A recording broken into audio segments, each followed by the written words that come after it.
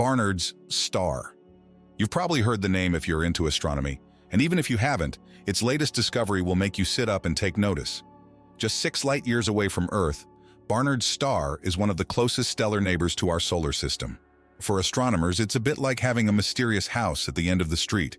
It's close, it's intriguing, and every time you think you've figured it out, it throws something new at you. Recently, astronomers have made an exciting discovery about Barnard's star. They've confirmed the existence of a planet orbiting this faint red dwarf. But the road to this discovery wasn't straightforward. In fact, this planet has been a bit of a cosmic enigma, leading scientists on a 5-year journey filled with twists, turns, and some serious detective work. Let's start with what we know about Barnard's star itself. Unlike our Sun, which is a bright, yellow G-type star, Barnard's star is a red dwarf, specifically classified as an M-type star. These stars are much smaller, cooler, and dimmer than stars like the Sun, but they have one very important quality. They are incredibly long-lived. While our Sun is expected to shine for about 10 billion years, red dwarfs like Barnard's star can burn for hundreds of billions of years. That means Barnard's star, which is already more than twice as old as the Sun, will be around for a long time after our Sun has faded away. Because of their longevity, red dwarfs are key targets in the search for exoplanets, particularly those that might be habitable. These stars give planets in their system a long, stable environment to develop, something essential if we're ever going to find signs of life. And Barnard's star, being one of the closest red dwarfs, has been a prime target for exoplanet hunters. Back in 2018, it looked like astronomers had struck gold when they found evidence of a planet orbiting Barnard's star. This planet, named Barnard B, was initially thought to be a super-Earth, a planet significantly larger than Earth but smaller than the gas giants in our solar system.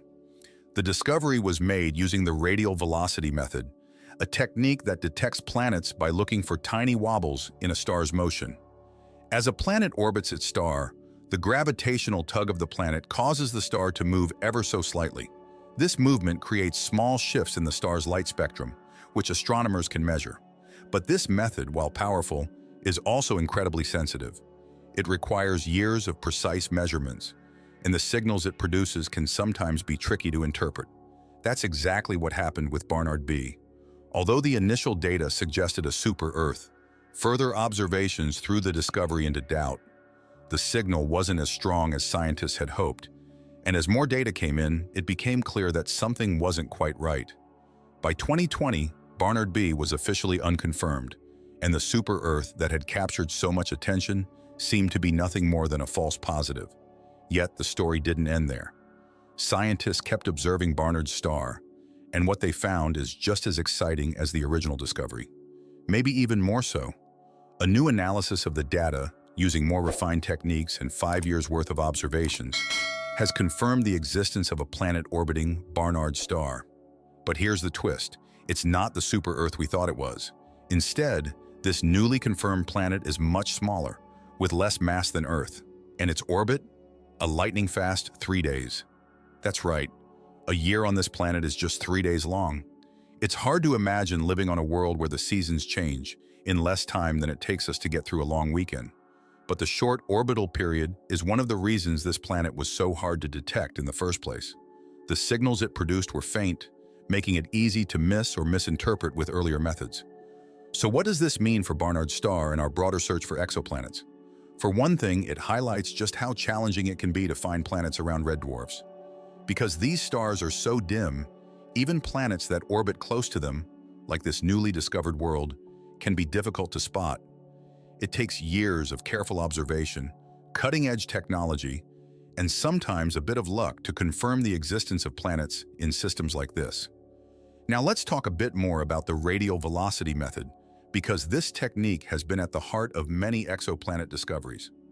First developed in the 1990s, radial velocity involves measuring the Doppler shift in the light coming from a star. As a planet orbits its star, its gravitational pull causes the star to move slightly toward and away from Earth. When the star moves toward us, its light shifts toward the blue end of the spectrum. When it moves away, the light shifts toward the red end. By measuring these shifts, astronomers can determine the presence of a planet and even estimate its mass and orbit. Radial velocity is a powerful tool, but it has its limitations.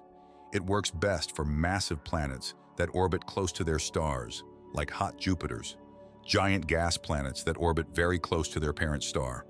But detecting smaller planets, like this newly confirmed world orbiting Barnard star, is much more difficult.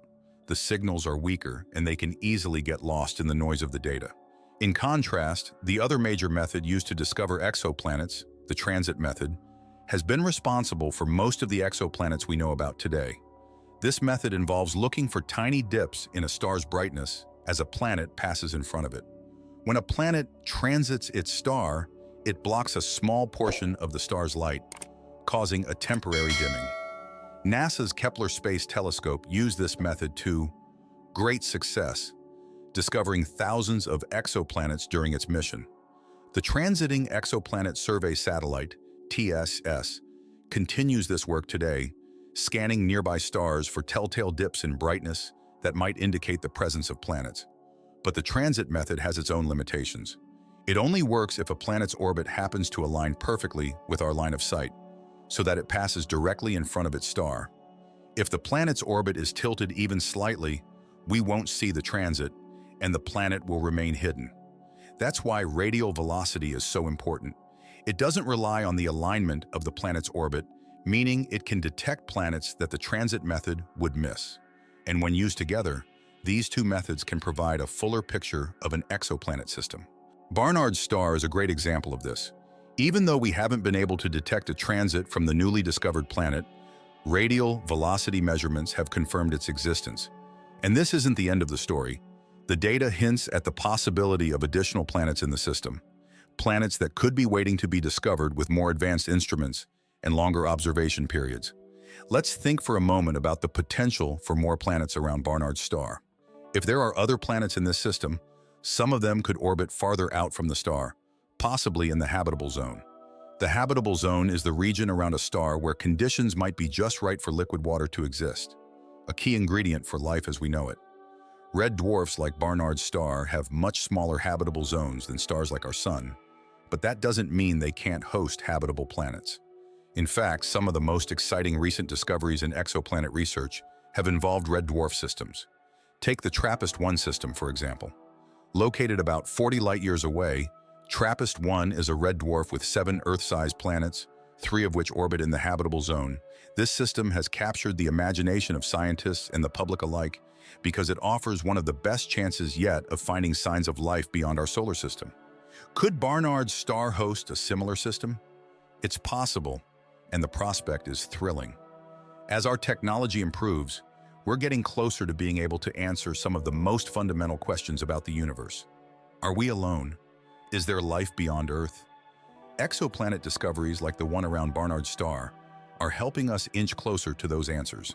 The James Webb Space Telescope, which launched in late 2021, will allow us to study the atmospheres of exoplanets in unprecedented detail, potentially revealing signs of habitability or even life. And it's not just space telescopes that are pushing the boundaries. Ground-based observatories like the European Southern Observatory's Extremely Large Telescope, ELT, which is currently under construction, will offer even more powerful tools for studying exoplanet systems. With these new instruments, we'll be able to directly image exoplanets, study their atmospheres, and learn more about the conditions on distant worlds. In the coming years, we'll likely uncover even more planets around nearby stars, like Barnard's star. And each new discovery will add to our understanding of how planetary systems form and evolve. We've already learned that planets are incredibly common in our galaxy. In fact, most stars are thought to have at least one planet orbiting them. But the diversity of these worlds is astonishing. We've found gas giants, ice worlds, rocky planets, and even planets that defy easy classification. Some orbit so close to their stars that their surfaces are molten, while others orbit so far out that they are frozen in eternal darkness. Barnard's star and its newly confirmed planet are part of this incredible tapestry of discovery. And who knows what else lies waiting in the starlight, ready to be discovered? We're only just beginning to scratch the surface of what's out there. So what's next for Barnard's star? For now, astronomers will continue to gather data, hoping to confirm the existence of more planets in the system. And as new technology becomes available, we might even get a glimpse of what these distant worlds look like. Could there be Earth-sized planets in the habitable zone? Could life exist on one of these distant worlds? Only time and a lot more observation will tell. For now, Barnard's star remains a tantalizing mystery, and its newly discovered planet is just the beginning of what could be an entire system of planets waiting to be explored. One thing's for sure, the universe is full of surprises, and the more we look, the more we find. Stay tuned, because the journey is far from over.